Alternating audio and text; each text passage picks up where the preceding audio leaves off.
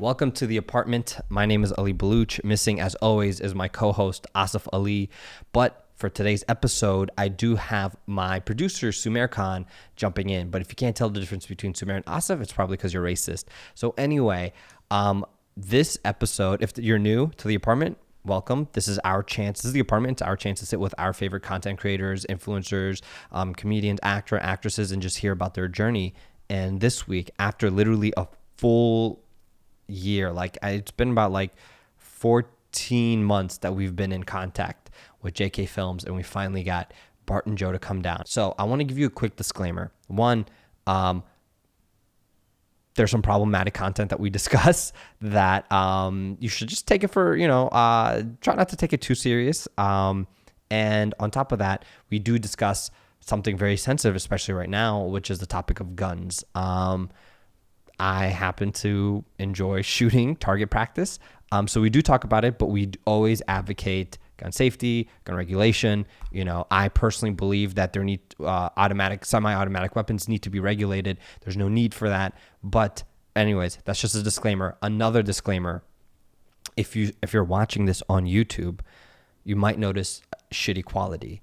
And right now, and you might notice shitty quality throughout the episode of maybe people being out of focus. Maybe I'm out of focus. Maybe the guest is out of focus. And I'll tell you why. About 3 weeks ago, I came from an event and I was filming this 3-day conference. And I had my friends, 3 people, load my car up with all my equipment. And it had all my cameras, 3 cameras, all my lenses, 4 or 5 lenses. It had memory cards, my recorder that we record the audio for this podcast on. I had my recorder. I had tripods, both my tripods. Everything was in my trunk. And I get home late after a 3-day shoot, and I'm exhausted. And I was like, you know what? I'm just going to come tomorrow morning and pick up all my equipment from the car because it's late. I don't want to make all these trips back and forth. So I put it in my trunk. My trunk is covered. It's a hatchback. It's covered. Next morning, I come to my car. The back is shattered. All the equipment is stolen. So I am using my friends' equipment, their cameras, their lenses, and it's just not as good as my GH cameras, my Panasonics, and my Prime lenses. But anyways, I thank them for lending me their equipment. And so anyways, enjoyed this episode with JK Films. What's awesome is that you guys are I'm sorry for the white noise. I got to fix it in post. Yeah, I hate that term. It's the apartment with Joe and Bart. Yeah. But you guys are natives. You guys are LA natives. You guys are East LA, which is, do you guys consider that LA or just Monterey Park? Or I feel like people that live in LA, we say what city we're from within the LA. For everyone that isn't from LA, we just say, it's LA. Because they wouldn't know what Monterey Park is. They wouldn't know what Gardena is. They wouldn't know what Carson is. None of that. Yeah. They go, oh, where are you from? If I'm traveling, I go, I'm from LA. Yeah. But when I'm here, I'll say I grew up in Gardena. Yeah. You got to drop the neighborhood. You got to, because you got to represent. Exactly. Yeah. So you guys are I was talking to Sumair earlier, and you guys grew up in a very racially diverse neighborhood where it was predominantly Latino and Asian Americans, right? Right? Or No, 100%. So I grew up in a little city out here in the South Bay called Gardena. Gotcha. Which is predominantly black and Hispanic and a little bit of Asian. It used to be a Japanese farming community. And when I was growing up there, I was like, man, it's really interesting. I thought only white people existed as teachers, cops, and people on TV. And then I moved to Monterey Park, which is 80% Chinese people or whatever. I was like, man, there's so many Asians. There's so many people that look like me. Yeah. And this is all within LA. Yeah. It's crazy. Yeah. Yeah, and it was funny because I was like, did you guys ever meet white people? So I grew up in a different part of town. I grew up in Cerritos up until I was 15. Oh, okay. And that's more in the Orange County. Oh, yeah. It's so Cerritos is an interesting location. It's geographically right where Long Beach County, LA County, and Orange County meets. So it's pretty diverse. Yeah. So I grew up kind of we used to listen to this radio station called 92.3 The Beat. And then their motto was no color lines. Okay. Which I felt. Yeah. So you would see white dudes in Asian gangs You would see like Asian dudes in skate crews. You would see white guys with bangs, which are like a very Asian haircut. You would see like Asian dudes with cornrows. It was like crazy mixed. Yeah. So that's what I thought the world was, where like anybody can do anything. I mean, it's really good when the gangs are accepting It's diversity. multicultural, You know, They're like, hey, look, there's hope in this world. Yeah, when the Bloods and Crips are accepting diversity. Yeah, there was like Japanese dudes and Mexican gangs. It was crazy. And then when I moved out here to Monterey Park, and even Bank of America, the sign is in Chinese. Yeah. And you're just like, what? I was culture shocked. Like, I'm Chinese, but I was culture shocked. I'm like, what the fuck is this place? It's like nothing but like Chinese people around here. Am I in China now? Yeah, it was crazy. Okay, so you just dropped that you're Chinese, but Yeah. I remember like you guys for a long time were yeah. like, we're not going to talk about our identities or like our backgrounds. Why? Well, for the mystery. What was up with the mystery? So we started in 2007, and during that time, like there weren't too many Asian American entertainers, and so the people that did come out a little bit, like Bobby Lee or whoever, as soon as they come out, groups would just try to possess them. They try to take ownership. He's Korean. He's whatever. And we were like, there's no way that Asian Americans are ever going to come up if anytime we come out with specific content that the individual groups try to claim it. Like if you look in the black community, no one goes, oh, he's Kenyan, he's ours. It's just we're all black or we're all brown or we're all whatever.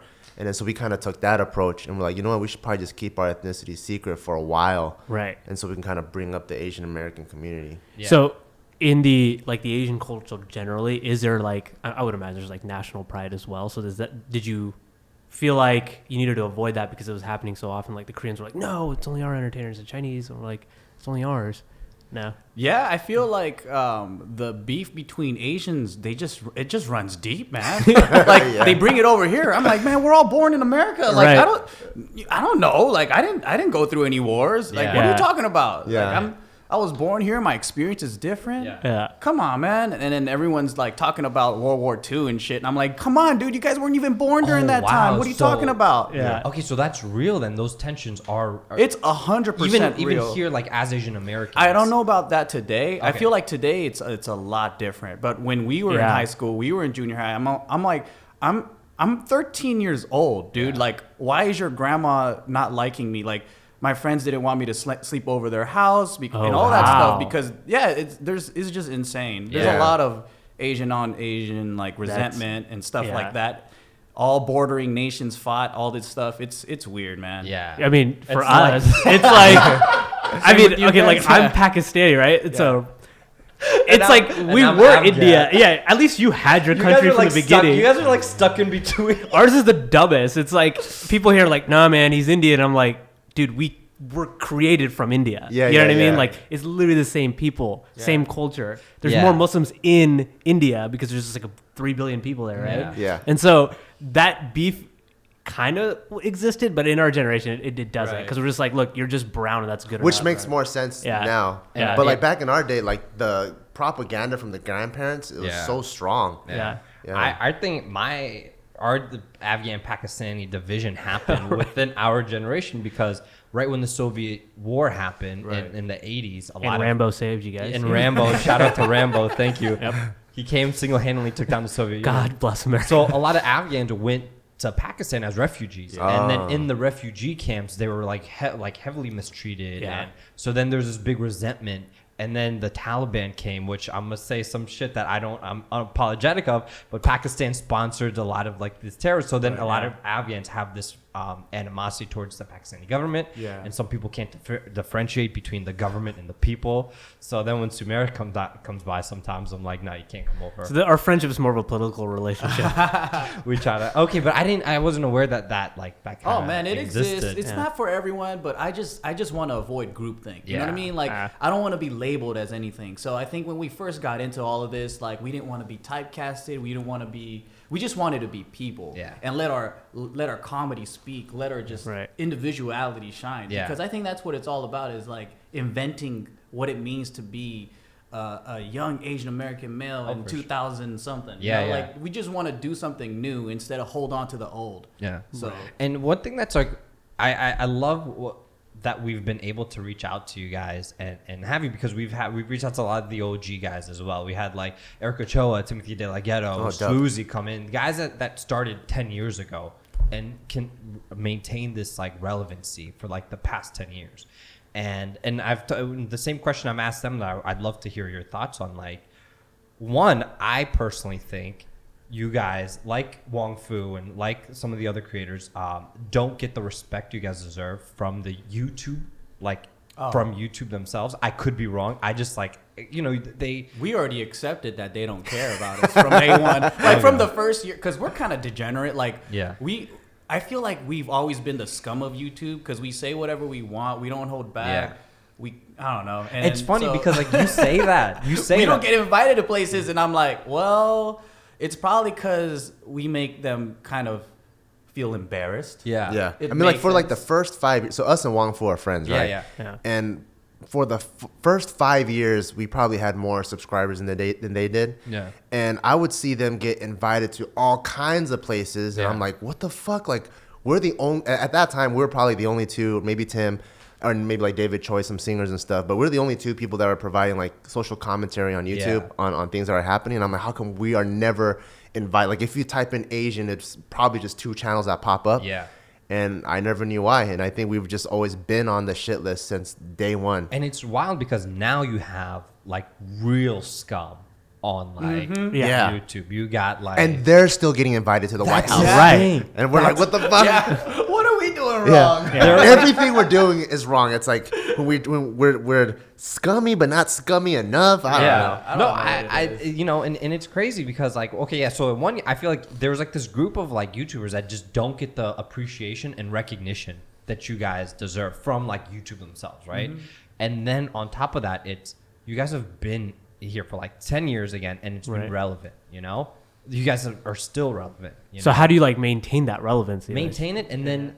You've seen, I'm sure you guys have seen people come and go like they pop off for a second and then they just fall flat, you know? Yeah. How'd you maintain that consistency throughout your career, basically? I think we've been fortunate enough to where people just like us being who we are. And we haven't really put too much thought into like, oh, what's popular right now? What should we be doing that everyone else is doing? And I think we don't grow like crazy. Like, we don't have that many viral videos anymore. We're not getting millions of views, but we maintain our fan base really, really well. Yeah. So the people that love us, they've been watching us. Like, they get hooked 7 years ago, and they continuously, loyally, like, watch. And I think the cool thing is we build our own ecosystem in our community. So we don't have to, like, collab all the time. We don't have to do the latest trends. We just stick to ourselves. Yeah. And people love us for it. So for sure. Yeah, I think it's like the same thing that help, I guess, reinforce our relevancy is also the same thing that holds us back. Yeah. Where it's really hard for us to do things that are like inauthentic to us. You know, like a lot of the trends, a lot of the parodies, or like even the pranks, or like all the stuff that are popping off. I think majority of people, because they understand what you have to do to grow, they're willing to kind of like flex their brand a little bit to do those things. Yeah. For us, if it doesn't feel like at least 90%, we're not gonna do it. Yeah. And that's the same thing where like it took us, even like, because we're from a different generation. Yeah. It took us, I think, the first 3 or 4 years of YouTube to start wearing pants that even fit. Wow. You know, we're just so like stubborn like that. Yeah. Versus everyone else, I think they're willing. Like if it fits their brand 30%, I'm doing it. Yeah. But for us, that's the same thing that also kind of holds us back a little bit. But I think like as artists, that's kind of dope, right? Like you guys are creating content that you want to create. Right. So it's kind of like, look, you're hop on the train because we're just doing what we're doing, or you don't, right? And I think that's like a lot of comedians talk about that too. It's like comedy that's not honest to them, it's not going to translate. Right. And so, and you, I was just thinking recently on Just Kidding News, I was just sick and tired of holding myself back because this sensitive culture today, I'm just like, man, I want to say what I want to say. And recently, you know, Kevin Spacey, he went through that shit, right? Yeah. And I was like, you know what, guys? If my favorite guy is Michael Jackson. Yeah. And you know, he's got some kind of rumor about him when he was alive about the whole pedophilia thing, right? Right. And I was like, if he wanted a kid or two, it's okay. Yeah. If I said that. I said that. No, as I a get joke. Yeah. I don't fucking mean it. Yeah, yeah. I'm just like, why can't we play with the hypotheticals of this insane world, right? Like, I could just make up some shit and be like, yo, I love I love Michael Jackson so much that if I had children, he could have my children, and we were fucking around like that. And then people were like, "Oh my god, Joe, that's crazy." And I'm like, "Why do you come to my channel? Yeah. Why? Like, you know who I am. Yeah. Right. I say outlandish shit. I want to play with crazy hypotheticals. Like, like we just want to throw it out there and play with the ideas, even if it's dark. Yeah. You know. Yeah. But then now we can't do that. That's what we banked on in the very beginning. People loved us for it. Yeah, yeah. But now they don't want us to be who we are anymore. Yeah. Not everyone. Yeah, yeah. But Right. you know, I don't know where YouTube is going to, but it's For like sure. Right. it's so weird. It's hard to unlearn a lot of things that we're just very familiar with. But that's funny. I'm glad that you brought that up because I never thought about that. Think about Michael Jackson, man. Think about Michael Jackson. We knew he was doing it. Yeah. And people like demonized him for like the years that like, you know, after when he was on his in the pajamas dancing on the For the record, though, I don't think he's a pedophile. I think he's lovely. But see, that's the thing. Yeah. People say that, but then Yeah. when now with all these accusations coming up, people still like glamorize and they idolize MJ. Mm-hmm. And Well, how would it have been like if all this came out now for him, right? Yeah. Like he was still And alive. if he was still alive, yeah. That's That'd be crazy. that'd be crazy. Yeah. Right. He was like a huge part of my childhood. Yeah. And like, I just won't accept it at all. There could be like tape evidence. I won't accept it. Yeah. It's kind of like you guys ever sat on top of Santa's lap Yes. outside of the supermarket? Yes. So like I used to do that all the time. That was my favorite shit. Like if Yeah. I went to the Yeah. supermarket and I saw Santa there, I'm like, Mom, I'm gonna get in line. I'm gonna sit on his lap. Yeah, yeah. Right. And when you're a kid, you don't know anything sexual. Right. But like, let's say one of the days I did sit on his lap and he did like finger my butthole or something. Like, and I find out later on, I would have been like, you know what? That's okay because he's Santa Claus. Right. You know, I think it's all about perspective, to be honest. Would you Now that you have a kid. would Yeah. you put your child on Santa's lap? You're asking the wrong person. Oh my His god. wife is gonna normalize. His wife is gonna make. But for him, he's probably gonna say yes. Yeah. Well, What? for me, it depends. So if this Santa is known to not be like a pedophile, whatever, sure, that's fine. Right. But if my kid sat on his lap, and later on we find out that he did get his butthole fingered, and I would ask him, like, let's say he finds out 10 years later, I would ask him, I'm like, hey, like, are you okay with it? Yeah. Because I think at the end of the day, people that get so fired up over the action. Wait, I'm sorry. I think you said you would ask your child if they consented. No, if it was okay. So for example, like for me, if you ask me now, right? Like if they showed me a surveillance footage, hey, when you're that kid outside of Ralph's, this is you when you're 5, and I'm watching. I'm okay, cool, and they zoom in and they go, you see that finger that's going like this? I'm like, yeah. And he goes, that's going in your butthole. I'm like, oh shit, I didn't even remember that. I had such a great time. I forgot that I was fingering my butthole. But if they showed that to me now, I would be like, I'm cool with it. Oh my. So I think to me, it's not about the action. It's about people focus so much on the action. They should actually focus on how people feel about it. And if my kid was like, you know what, Dad, I forgive him. It was worth it. Let me. You wouldn't go after Santa? No, but if he was pissed, then I would go after him. Yeah. See, it's the difference. Oh, interesting. It Interesting. I've depends. never thought of it that way. So for a lot of people that are listening right now, like, what the fuck I can tuning into? guarantee The comments are gonna be on fire. Our listeners are like, what the Okay, so what we like to do is just play with different hypotheticals, no matter how fucking crazy. Because nothing is, if it's imaginary, why can't we just play with the idea? Yeah. He doesn't really mean that, you know. But the thing is, putting it into words people can't understand. Yeah. So like, imagine a lot of us, we got spanked. Yeah. Right? Yes. But a lot of us, we still. that's we lightly. That's putting it lightly. Yeah. Well, a lot of us. We don't have any white viewers, right? So, Right. No. So yes, all of our viewers have been spanked. Right, and then all of us, then we know, it's not right. It's abuse. It's wrong. Oh, yeah. It when we grow up, it fucks with our head. Traumatized, Some of us turn around and beat our girlfriends because we were beat, or we. Yeah. I don't beat my girlfriend. I only yell at her. So like. Comments gonna be on fire. but you know, some people might grow up and Yeah. they might beat their kids because it happened to them. Yeah, yeah. Right. In whatever, right? But there are people that come out of that and go, you know what? Yeah, I was beat, but I still love my parents, and I think I learned from it, and I don't think I'm gonna beat my kids. Yeah. I think that's what he's talking about. Yeah. Oh, no, So I it's understand. more about like, Yeah.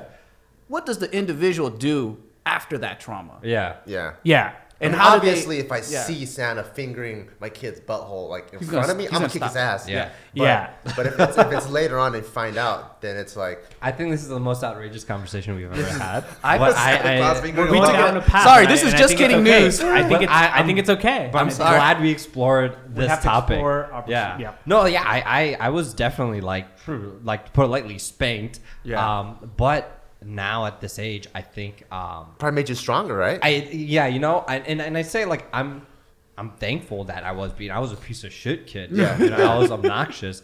And my parents were never like they never beat me because every time I got beat, I was like, well, I deserved You deserved that. it, yeah. I was like, Right, I never got hit where I was like, I didn't deserve that. I'm like, no, I mean, like, I deserve that.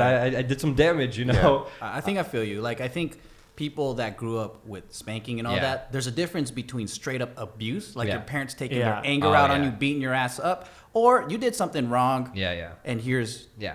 what's going to happen now. And for the audience, I don't, you know, I'm not praising a child abuse, but I'm just saying that for me, it was different. I don't think, God forbid I ever have kids, I don't think I would carry that. I might have a different approach. Yeah. I don't know. I wouldn't. Who knows? No. You My said kids that. are going to No. be so spoiled. Okay. Yeah, dude, like, I got beat like crazy, so I'm like, Yeah. Yeah. that's not Reverse it. happening. Yep. Reverse it on the Let's, kids. yeah. I don't know. So you're gonna spoil your kids. You're not gonna beat your kid, but you're gonna. 100%. Like, because my girlfriend, she's white, Yeah. and she was never beat, Okay. and Right. Really? she, yeah, Never, not she- a slap, no, not a- no. She went through school. She was a hall monitor. She has a master's degree in accounting. She's like, She's a hall monitor. yeah, you know what I mean? Like, That shit's like serious. yeah, I'm like, dang. Yeah. And then, well, she has a dark side. She Of course. partied. That's you know, good. worked at Hooters. Yeah. Okay. You know, all that stuff. Yeah. Wow. Yeah. But She at lived her life. But it's so different. The experience is different. Yeah. I'm Yeah. just like, dang, man, you never got beat. Yeah. What?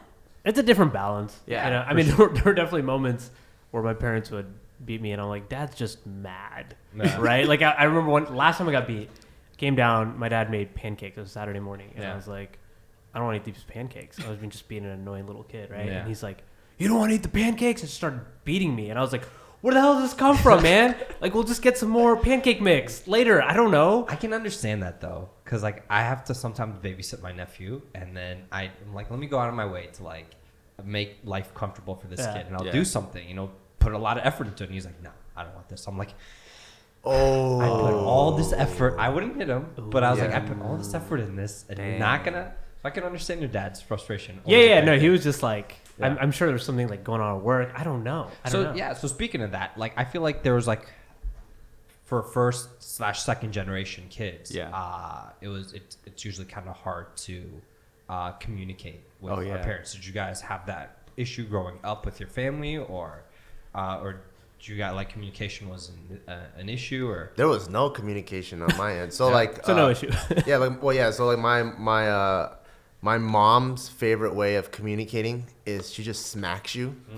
And it's kind of like war torture, but she just smacks you. Yeah. So like we could be at the supermarket, we could be eating dinner, we could be at school during open house or driving. Yeah. And just pop, she just smacks me. And I'm like, what the fuck is going on? Yeah. And then she goes, figure it out. And so she won't even tell me like, hey, you did this, like you were rude Yeah. to that person. Yeah. So you don't know what's going on, and then because you don't know what's going on, you'll Yeah. probably do it again. So Yeah. another 5 minutes, pow, something else, Ooh. pow, something else, and then like the whole day I got hit like 30 times. Yeah. And I don't know if I made 30 mistakes or just one mistake 30 times, and I was just forced to figure it out. And I would just guess. I'm like guessing Kind all of the like time. that. Yeah. It's weird, It's but I like it. traumatizing though. I could be traumatizing. It is. That's like a mind game. Yeah, it's Oh a my God. fucking crazy mind game. So she's always trying to make me figure shit out. Yeah. See, this is why I'm gonna spoil my kids. Yeah. There's no way I'm gonna put my kids through Right. that. Yeah, shit, I'm just you know? like you just feel like psychologically tormented. You know? Yeah. Yeah. And then, did you have the same issues, or? I mean, I don't remember. You know, I feel like it's pretty common in Asian homes where they don't explain anything to Yeah. you. You just gotta know, like Confucius say. Yeah. There's a list of rules somewhere. You just gotta that know. You're supposed to Yeah. know where And those rules are, but no one tells you. The unwritten rules. And you're an idiot if you don't know. But Yeah. I feel like I was pretty crazy as a kid too. Okay. So I don't really blame my parents for it. I just put it like this: like they didn't know the language, they didn't know the culture. There's a lot of stress. They're not making enough money. They don't know how to control crazy kids that are Americanized, that have their own mind. Yeah. You know, we're more independent out here. Like we have dreams. We want to do something. But I think they want a more traditional kid. Like they just don't understand.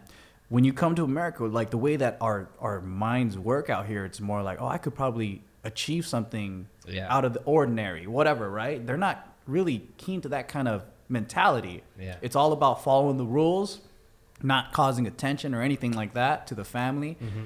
So when you have a kid like that, it's like, what the fuck? Why is my kid so bad? Yeah. In reality, we're not bad. Yeah, we're encouraged to ask questions in class. We're encouraged to be different, not follow everybody else and stuff like that, right? Yeah. Right. So when I look back, I'm just like, my parents were just stupid. Yeah. They just didn't know. You know what I mean? Like, I'm not stupid. I love how it just naturally was like, yeah. You know, I'm like, no, I like, take that back. Parents are dumb. No, they just didn't know. They're ignorant, you know? They were beat. They probably did better than them. So the rule of thumb I use is, as long as they did better than their parents, they did a good job. Yeah. That's all you got to do. So as long as I did better than them, great, you know, and then just next generation and on. Mm-hmm. Yeah. Did you guys have, I don't know, in your guys' culture, is there like a lot of emotional, like they get, like, our parents get very dramatic? Like my mom was that way, right? Like she thought we were the worst kids ever. And I'm like, I don't smoke, I don't drink, I don't party. She's like, you're literally going to hell. You're the worst kid I've ever had. Right? Like jump into conclusions? Yeah, that. Being extra? And being way extra. Yeah, it's like, I'm like watching like the Disney Channel longer than I'm supposed to because we're allotted like 2 hours. Oh my God. Yeah, my parents are kind of like that. Like when I stole bubble gum, they immediately think I'm going to become like Pablo Escobar. It's like everything was crazy jumping to conclusions. Yeah. Yes. Like I'll miss one homework assignment and she thinks I'm going to like pull myself out of school. Yeah. I'm like, I literally just forgot about that. That's why it's stuck like wrinkled in my backpack. Yeah. And she thinks I'm gonna like drop out of school. So funny. Everything it's like from 0 to 100. Yeah. And it doesn't make any sense too. Like I remember baggy pants were in, so I was like, man, I want to wear baggy pants. And then my mom was like, oh, because you want to do drugs? I'm like, what the fuck does baggy pants have to do with drugs? Did you ever like ask like in elementary school or in grade school where you're like, the teachers always said there's no reason for kids to have a beeper. If you have a beeper, you're a drug dealer. Yeah. Or if you wear your hat back. Like that. You're in a gang. You're in a gang. I remember in 4th grade, I was like, oh my God, if I ever see a kid with a beeper, he must be swinging, you know? Yeah. The things that they say to us. But, no, I get that because it's pretty hilarious. It's funny. I always tell within my family, we always tell this story about we were at the beach at this boardwalk and my older sister wanted one of those like henna tattoos at the beach. And then like a couple feet away, there were like these like random like weird like people on like probably on like some hallucinogens, like these white kids like dancing provocatively, trying to promote their store. My sister was like, oh, can I go get a henna tattoo? My dad was like, no. And he was like, next thing you know, now you want a henna tattoo. Next thing you're going to be one of these people dancing up here. But isn't that part of the culture? It's like this evolution. But isn't it like henna tattoos, like, do Afghans do that? Yeah, but that just us? No, no, we do for like weddings and designs. But these are like those temporary, like they make like some tribal tattoo looking things. Oh, God. Parents always switch it on you though. It's like everything's situation. So like my mom used to tell me these stories because she like. So I grew up a only child and with a single mother. So because my mom felt like I didn't really have a father figure there, she was always trying to instill like these masculine ideals in me. Gotcha. And then so she would tell me like generals and warriors back in the day when they're gonna leave for war. Like this is like in the dynasty eras. What the parents would do would write like with like a needle and ink. The most important virtues that the mom wants the son to keep when they're going to war. Gotcha. So they would actually tattoo their kids like on their back. This is what you have to remember. Dope. That's incredible. So it's dope, right? And I'm like, cool. I'm like, oh. So growing up, like I'm taking that in, and then later on, I'm like, Mom, I want to get a tattoo. She's like, what? Like you told me all the honorable warriors got tattooed by their mom. I just want to be a warrior, Mom. Like, I just want to be a warrior. I'll let you tattoo me. And she's like, no, only gangsters get tattoos. And I'm like, these are completely different stories than what you told me. I'm like, you're a lying sack of shit. 'Cause Oh, my the God. situation is always conditional all the time. Yeah. But as like a single mom, that's like crazy. Your mom, like that's dope that your mom. You know what I mean? Like she has a Backstory. tough job. Yeah, she right? does. She Like, does. Yeah, That's yeah. a really hard. So she had to kind of play Especially dad. a kid like you. So that's fascinating. Like how ingrained were you with like your heritage and your background for you guys, or were you just like, hey, I'm just like Asian American. I'm not like trying to take on I feel like the culture. a lot of other like blank Americans. Yeah. I think I grew up like really conscious of where my background came from, but I Yeah. was also extremely open to American culture. Yeah. And like at school, like I was friends with everyone. Yeah, and I yeah. always wanted to try everything, and then Yeah. I would go to my friend's house. They're a different culture. Try their food. They came over. So Yeah. Okay. yeah.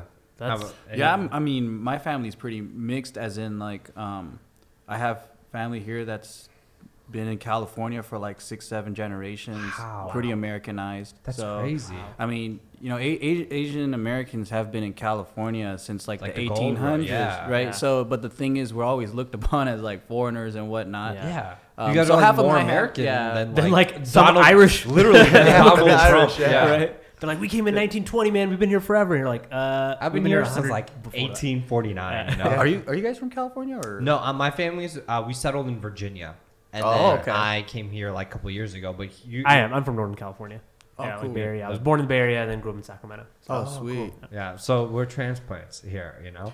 I feel like everyone that I meet in entertainment, no one's from here. Yeah, Yeah. Everyone moves here, and then so people tend to live like K-Town, North Hollywood, North Santa Hollywood. Monica, Yeah. all those. I Rent feel like is all good. those cities are basically Damn, I'm ruining Gentrified. K-Town. No, Shit, you are. I'm gentrifying it. You are the problem. I am the problem. no, I'm because just realizing. K-Town is technically Mexico town. Yeah, well, I don't yeah. know. I think just the businesses and Yeah. Korean barbecues Koreans here. already gentrified. Yeah, K-Town. Koreans. You're like, our neighborhood sucks. We got to No, build because better like places. it was like predominantly like historically it was always like Koreans, and then Yeah. over the past like 30, 40 years, Yeah. 20 Yeah. years, it's like divided where it's like 50-40, 50 Latino, 40 Right. Korean, and Yeah. there's like actually even smaller because now there's a smaller Bangladeshi community. Oh, yeah. Oh, here. Man, LA is just a big. It's constantly being gentrified. Yeah. I mean, Monterey Park was once white. It turned Taiwanese, or Japanese, and Yeah. now it's mainland Chinese. But before that, when I was growing up, it was like Cantonese and Vietnamese, and Oh, like that's insane. it's constantly changing. Yeah. man. So you guys like grew up in like LA, and so LA's like fascinating to me.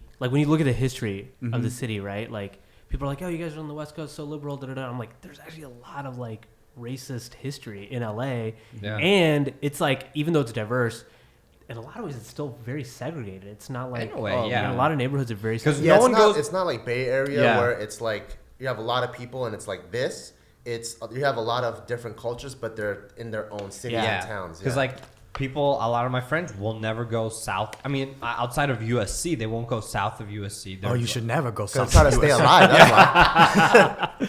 Yeah, You gotta be armed to go south of USC. or east Yeah. of downtown, which Yeah. you know you guys are in. Well, you guys are a little further out. You Yeah. know? like I have coworkers like I work in Century City, and they're just like they live on the west side, you know, like, oh, I'm Venice and da da da, West Hollywood. I'm like, yeah, on the weekends I'm at the Drew League, in the summers, like, you know, out in Compton. They're like, is it okay to be there? I'm like, yeah, man. Yeah. Like, what are you it's not talking like about? it's not the riots in the yeah, this is not yeah. like 1994. Like, I don't know what you're talking about. yeah.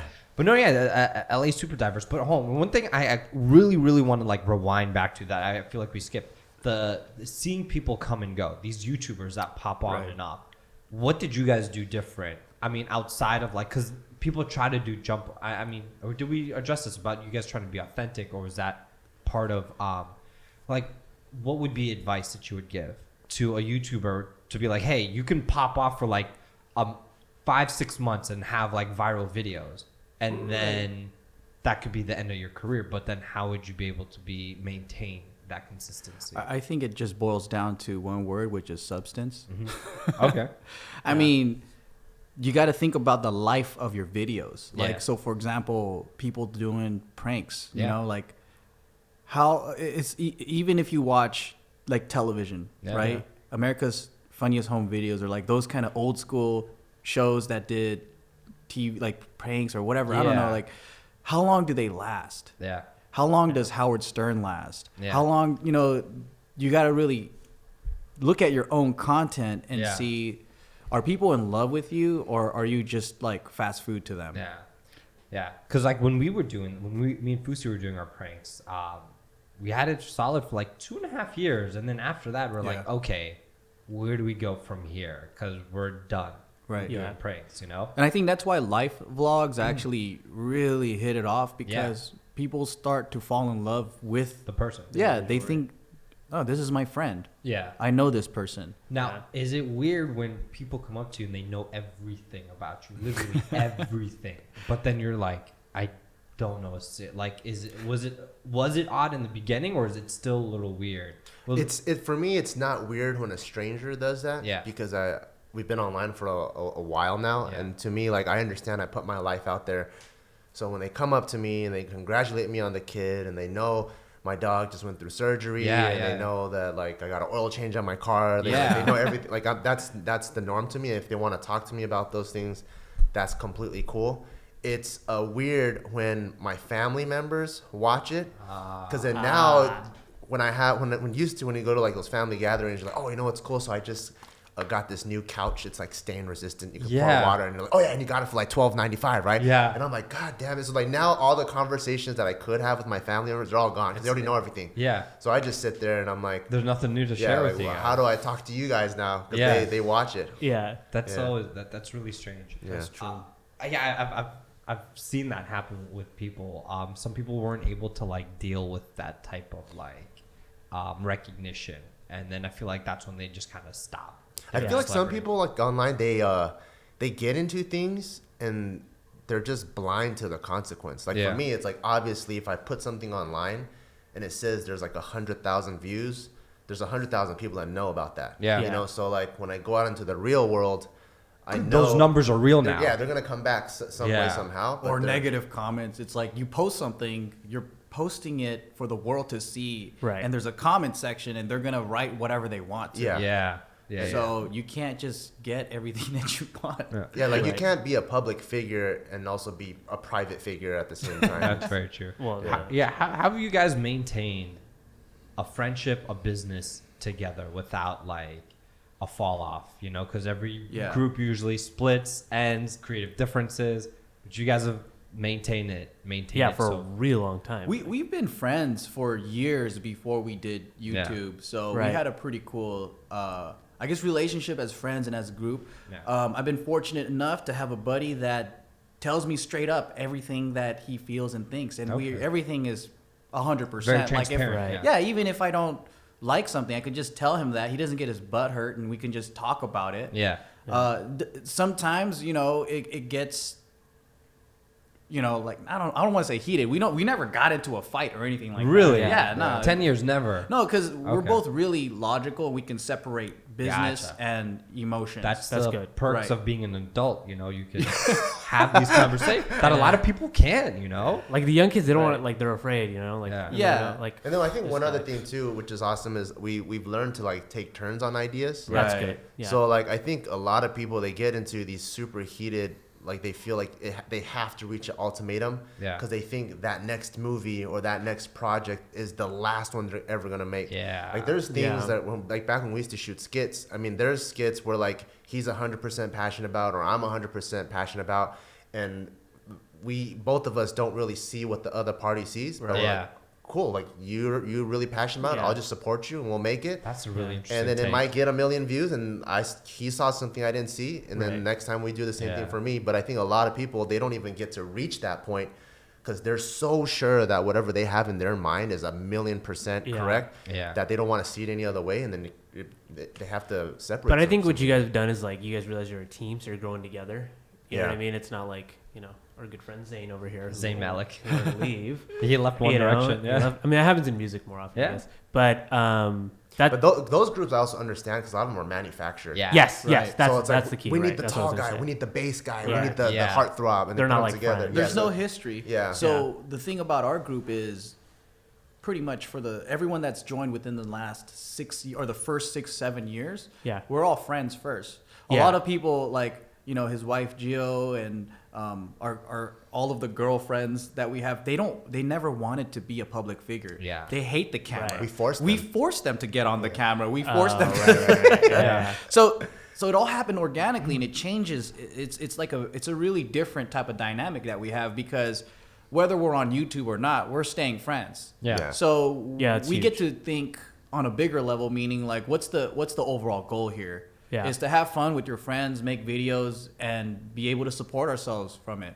Yeah. Now, I think other people have different values and goals. Like, they're like, I want to be a star. Yeah. I want to be this. And there's nothing wrong with that, but I think it won't fit into this model. But if you guys want to build a family type model, and like, I think even if we're off YouTube, let's say we all get into restaurants or whatever, we can get into it. Yeah. Like, outside of this, he has a fitness barbell business, right? Right. Yeah. So, Yeah. and then it's the same model, same type of structure. Right. So, yeah. And I'm sorry, that kind of leads me into like, you guys were like, oh, we're making revenue off YouTube. Let's not just blow it on some huge house in the hills and throw parties. And it's like, no, let's invest. Right. And like, you guys are very selective on what you guys put your money in.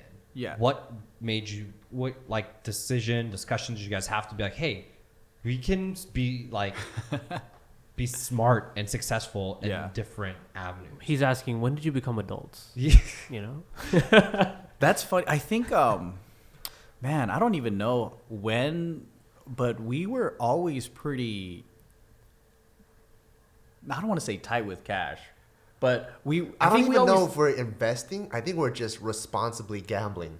Okay. Yeah, that's I a like good that way. term. We're responsible gamblers. That's awesome. Yeah. It's kind of like we put these rules on ourselves, and we're both naturally like this. I think that's why we get along. But let's say I love to gamble. Yeah. I go to Vegas, I'll blow a couple grand, whatever, right? But I put rules on myself, and I say, this weekend, if I'm gonna go out, if I'm gonna blow $5,000, then I have to have 20 grand. So then, you know what I mean? I have to, if I'm going to go out there and buy a new car, then I have to make 10 times that. I'm only going to spend 10% on my income. I put these rules on myself, and then I reward it. Yeah. If I know that I'm going to be reckless, like I think when I was 17 to early 20s, I wouldn't think about it. I would do whatever I want, spend, be in debt. Yeah. But then I was like, dang, dude, this sucks. Like, all my friends are going to Vegas. I don't have any money. Yeah. And I don't want to be the guy that's like, oh, yeah, I'll take care of you. And I'm like, shit, all right, thanks, guys. Yeah. You know? And I think I started reading books about business, about money management, stuff like that. And then I was like, okay, if I want to maintain this craziness, I have to be responsible. Yeah. And I feel like a lot of people realize that when it's too late. But, you know, now whose idea was it? Or was it both like a mutual thing where you guys, or did someone have to be like, hey, here's a concept, let's do this, you know? Well, I think it naturally happened for me because my mom had to leave to take care of my grandma. So I was alone in my like 21, 22. Yeah. I had to just... Is that me? That is me. Oh my God, I'm so sorry. It's So embarrassing. unprofessional. So embarrassing. It's a new phone. Okay, I don't know how to operate. Anyway, so your mom had to. I've been on my own since my early 20s, and it changes. Wow. It changes your mentality. And I had a few businesses that I tried and didn't complete. You know, like I had an eBay business, and I was selling drugs, not on eBay. That was a different time. Yeah, I did a lot of different things. Was there money in, like what kind of like just weed or pharmaceuticals? Weed, stuff like that. Is that like a profitable business? It's super profitable. Is it a dangerous business? Very, but it depends on who you're selling to. Okay, so your client, are you selective about your clients? Yeah, I mean, yeah. Okay. Yeah, but I mean, there's been times where guys would, call me up and then like they would just, cops, and then they'll run away, and then they'll get their like gang brothers or whatever be like, they didn't, you're not, they're not gonna pay you. And I'm just like, fuck, okay, that's why there's gangs involved and stuff, because you get. But you were okay with it because at least the gangs were diverse. You're like, you know what? Everyone is still coming together. Like the diversity. But by that time I was like kind of far away from it, and I was just questioning myself, like, dang man, this is kind of stupid, you know.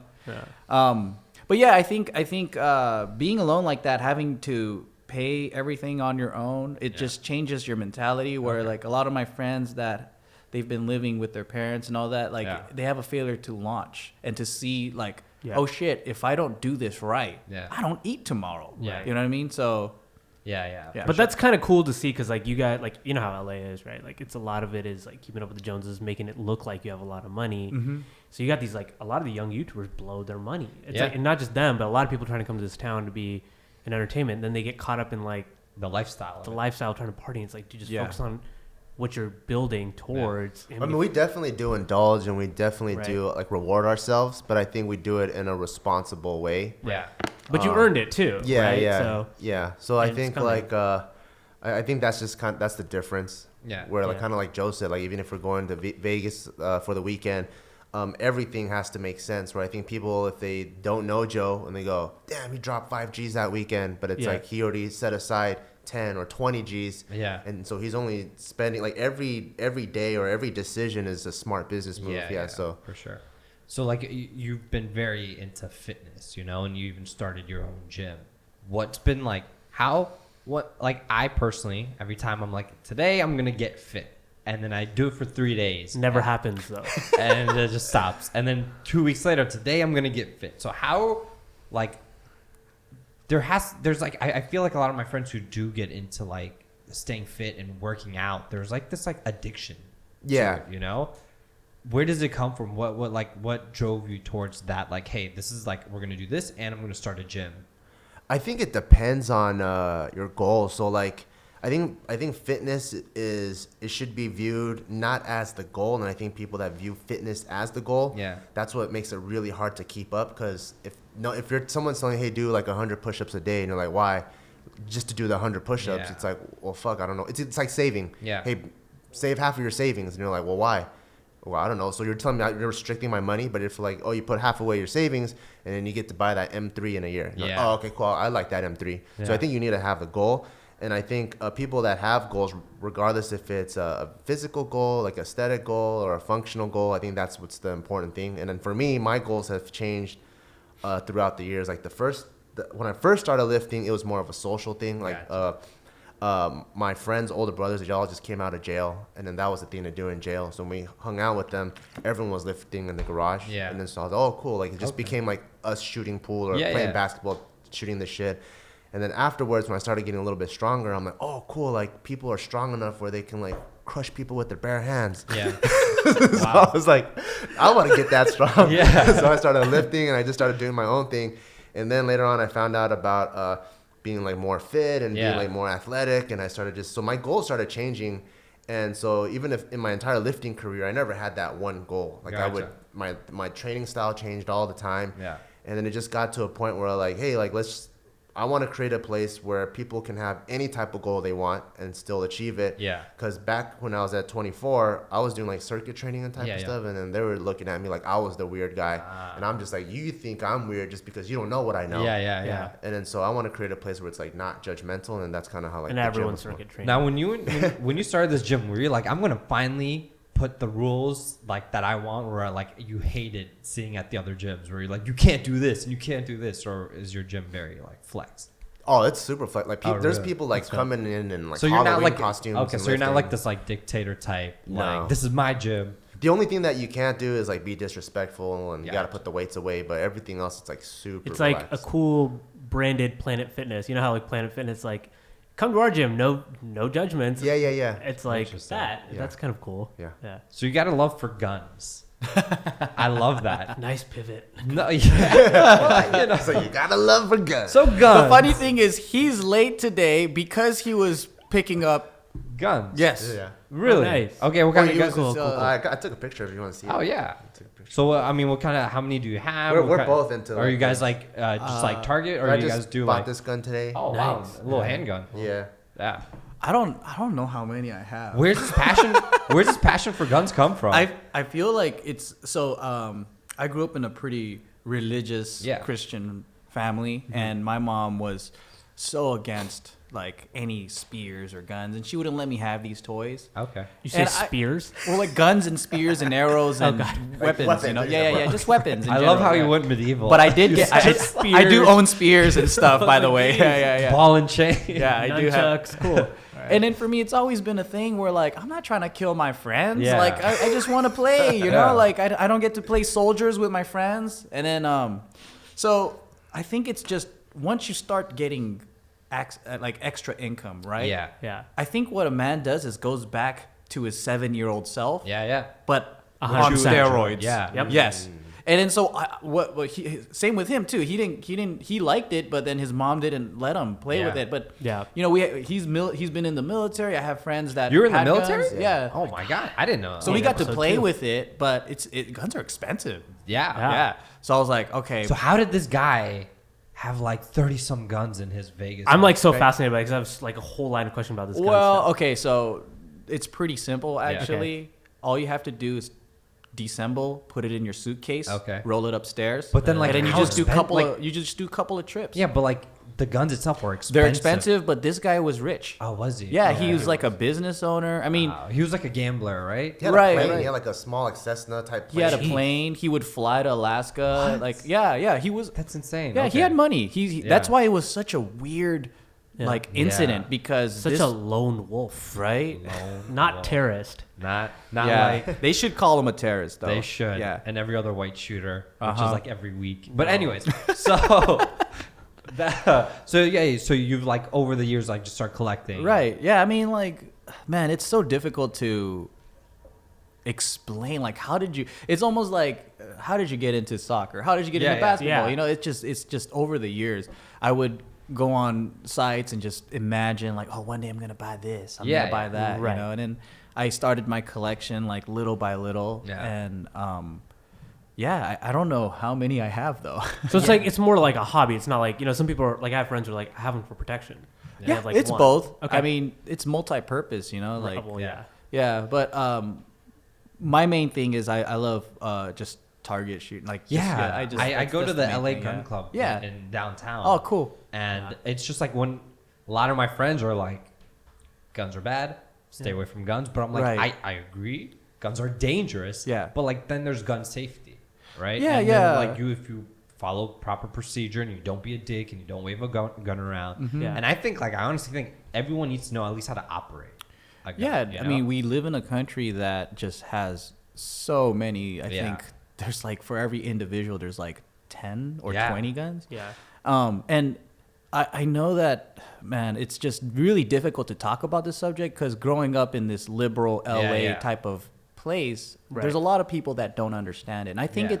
it comes from fear. It comes from Right. a lot of it comes from like not understanding what it is. It's Yeah. a tool, right? And for me, it's just it's like it's something fun to play with. Yeah. Right. And safe, controlled environments. And Exactly. not- I mean, it's like, you know, if you love fireworks, Yeah. Yeah. There's like something about pyrotech that, Right. draws you. Yeah. But Yeah. do you think that it is too easy to get guns? Do you think like the protocol? I mean, since you've now purchased them, obviously, right? for maybe in Arizona or Okay. Nevada, but California, I think it's pretty reasonable. So Okay. the way it works in California is you have to go through a background check, so you can't have any type of mental history or Wow, criminal. okay. Yeah, yeah. So you put your thumbprint in, you put your information in, all that stuff. And there's a 10-day wait period. So after you make your purchase, you have okay. to wait 10 days. You come back, and then they tell you if you cleared your background check Yeah. or not. So you can't like buy a gun in the heat of the moment. That's, Gotcha. that's what they're trying to prevent. Gotcha. Right. Gotcha. Yeah. Gotcha. And then, you know, the gun ranges, you can't go there alone. You have to go with a friend because, Oh, interesting. you know, there's been people in the past that go alone Yeah. and they don't own a gun and they would use that to, you know, Yeah. Yeah. Yeah. commit suicide or something like Really? that. Yeah. Even if okay. Yeah, and- even like downtown, the one in the downtown gun club in Yeah, LA? all of them here. They won't let you go in alone unless you have your own guns. Gotcha. So I've gone every time I've gone with like friends, a group right, of friends. yeah, and then that's normal, right? Because Yeah, they're yeah. like, oh yeah, this guy's here to have fun with his friends. Yeah, and I think a lot of people, like I have a lot of fans that aren't from, you know, the U.S. and Yeah, they yeah. just don't understand our Europe, culture yeah. with the gun culture and all that stuff. Yeah. Yeah. And yeah, it gets really heated. it's funny. It's a very sensitive, Yeah. and I get when people are like, hey. Yeah. There's massive gun crimes because you guys have the most guns. I'm like, I get that. Right. You know, but again, there needs to be these tough background checks. Right.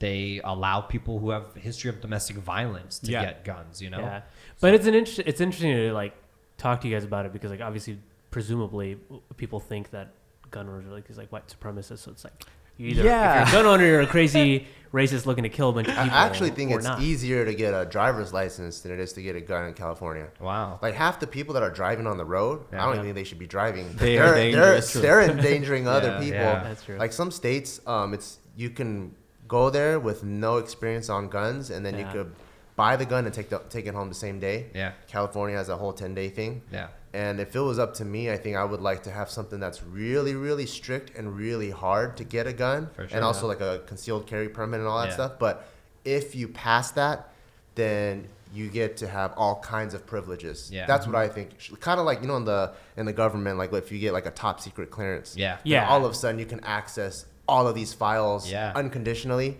And I feel like that's how it should be, because I think like California or like a lot of the states, they kind of play like this game where like, how do I appease these people and these people, and the laws that end up coming to play, they don't make either side happy, and they don't really prevent anything all that much together, So like it's funny you mentioned the whole like stereotype behind guns and being like That's why I straight brought it up. rednecks and stuff like that, because what guns have done in California is brought people together. Fascinating. I want to hear about this. So within the gun world, you have competitive shooting. Yeah. So it's like a It's an Olympic sport. Right? Yeah. And so in that world, like where are you gonna get a bunch of Filipino immigrants? Yeah. Asian Americans, blacks, rednecks from the middle of like nowhere, California. Yeah. Bring them all together. They're gonna barbecue. They're gonna party together. They're gonna shoot I didn't even know together. that existed. That's Yes, crazy. and it's super multicultural. People don't know that. I think in California we're so stuck in our little world. Like if you're a tech guy, you just live on the West Coast. If you're entertainment guy, you're around Hollywood or whatever. You just don't see outside of that. Yeah. Right. But right in our backyard, we're hanging out, and it's super multicultural, and everyone's having a blast, Right. and you got guys that are just Democratic cops or whatever, and you have Republican farm owning rednecks or whatever. They all come together and they're shooting together. Yeah. So, But I think you're hitting on a point, which is like the culture of it, right? Like, your everyday, my everyday. Like, at no point would guns ever fall into the equation of what we do on a daily basis. Yeah. So it seems foreign, but then when you think about it, in South Asia, like Afghanistan, Pakistan, and stuff, everyone has guns there. Everyone has guns. Oh. And nobody, like in Afghanistan, every house has like at least some type of gun for protection, but nobody has like shot a neighbor. There's never been mass outside of like terrorist Taliban Right. that coming in, but like, I think it's a very Like when cousins have them, they have like AKs and they're like, oh, it's got jammed. They like hit it and like because they fires off. treat I'm it like, as what the just like a tool, right? Yeah. Like it's like a kitchen knife. It's a normal thing. Yeah. I think we just have that stigma here. So I love how we completely went all around. And so, hell? But it's fascinating. Yeah, Like you don't get to hear the other side. Yeah, of it. yeah. Like obviously everyone's like, we're against guns, and I'm like, and I hate honestly, being, I fall on the other side. and I so. hate just being like, because like I have very, very progressive political views, but I'm Yeah. like, but I love guns though, Yeah. Yeah, and I'm like, I can't. I'm like the opposite. Like I went to a shooting range. I was like, this feels crazy to me. Like there's a lot of power in my hand. And I was like, I took a friend to Right. the shooting range and he shot like twice, and he was like, I can't do this. And Yeah. he walked away, and I was like, okay. I was like, I guess this is weird, awkward. I was like, I guess we have to go now. I was like if there was a war, I'd have to use nunchucks or something because I can't. Speaking of nunchucks, so I feel like you guys both have very combat history, right? Like you guys met doing MMA at an MMA. the funny thing is, nunchucks are more illegal than Yeah, Oh my nunchucks. God, yeah, it's a really? felony, Yeah, right? nunchuks are illegal. they're And, like, illegal here. So you're saying the Ninja Turtles would have been arrested? Ninja Turtles would have Yes. been locked up. If you beaten. get caught with some nunchucks on the streets, you're gonna. They would have been. It's like a felony or yeah, something. Ninja alright, Turtles would have well. been tased. Yeah. Well, beaten, katana sword, is pepper like kinda- spray. Yeah. Favorite martial arts film? Favorite? Yeah. Oh man. Top five. Oh shoot, I don't know. man. Okay, I the recent ones I would say. Well, it's not even that recent, but like I'm loving the Ombak and Raid and like Yeah. Oh, Oh my yeah. gosh, Ombak and the Raid Southeast Asian Yeah, stuff. those ones are That's- next level. Because Crazy. yeah, because like usually you're they give you a lot of like martial arts from like China, but now this is like Thailand, Muay Thai, and what's that, Silat, or is that what it's called in Indonesia? The Indonesian one, yeah, with Raid. Those are like real choreographed. They're just not like wires and. I just hate it's crazy American action films because they're so bad. Outside of The Rock and Con Air and Face Off, the Nicolas Cage trifecta. I miss the 90s one. Right, that's what I'm talking about. I miss that stuff. Wait, 90s action, the Van Damme stuff. Oh my god, Van Damme was like one of my favorites. You know, the difference is, so in Asia, the reason why the action films were so good, you have people that have been training for like their whole lives, right? And then so they're already an expert. But then over here, it's like, okay, how do we Justin train? Timberlake wants to do the next action movie. That's a good point. So let's give him 2 weeks of training. And then of course he's not going to be able to. And do it always half the looks things. awkward. Like as much as I love The Matrix, Keanu Reeves just fights so awkwardly, you know, and very like stiff. But he actually did really good compared to some of the other movies I've seen. He trains. They for spent like 4 months doing that, and I was like, but I mean, I grew up watching Van Damme, and it breaks my heart every time I see, like, I haven't seen The Foreigner yet, but Jackie Chan's Oh yeah. but like ever since Jackie Chan came to the States, like his art craft was just very disrespected, I think, you know, like his art form, because it just became like a gag, you know. And if you watch his stuff in China, it was like he's the third highest grossing actor in the world right now. He was also saying in one of his interviews, just the way they film here, it's not gonna help cater to good martial art movies, because over there, like, because he's the action star, to get the shot that he wants, if it's gonna take 100 takes, he's gonna do it. But here, the studios run the system, so it's not it's not the artists that are running the set. It's the studios. So for them, they already allotted. In this day, we got to knock out these 5 scenes. We're on a budget here. Yeah. So if you don't get it, if you don't get this one scene of you flipping over the car, we'll either scrap it from the movie or we got to move on. Right. Or you have like Michael Bay, right? He's like, I got 20 guards exploding, and then you have to do a roundhouse kick while that's happening, so we can't do it again. It has to be once. I like Michael Bay films are like one of my guilty pleasures. Oh, yeah. They are for mine too. Yeah. I mean, Jerry Bruckheimer like had a moment in the 90s, right? Like Jerry Bruckheimer, his action movies. I'm like, like I said, the Nicolas Cage trifecta. And like Speed. Speed is one of like the greatest great action films, you know. But anyway, I think we've reached an hour, man, and I have so many more questions. But I know we're all on a time crunch, and I really appreciate you guys coming out on this Sunday. This was literally a year in the making. And then it's because he had a baby. No, I totally understand. That's dope. Yeah. That's like the most valid reason yet. And I'm glad that it finally happened, you know. And then Asif wasn't available today, and I was like, fuck it, if Asif can't be here, like, we're still going through this. I was like, I'm not going to lose We've this. had excuses where people are like, I had to wait for my grandma to come home. And then she didn't show up for like 4 hours. Yeah. We've had some, but like, I was so excited that when Asif was like, I can do after 5. I was like, nah, man, we set this in stone. Thanks, guys. I like, forget it. Asif, you know. I was like, we'll get Sumair in. But no, thank you guys so much for coming in. Hopefully, sometime down the line, we could bring you guys back with our other like lexicon of questions. Yeah, man, this is a great conversation. Honestly, we'd have a lot of. Thank you guys so much. Really appreciate it. Yeah, it was fun. Thank you. Cool, man. I hope you weren't too offended with our conversation. And if you were, that's fine. That's fine. I feel like everyone's entitled to being offended, I guess.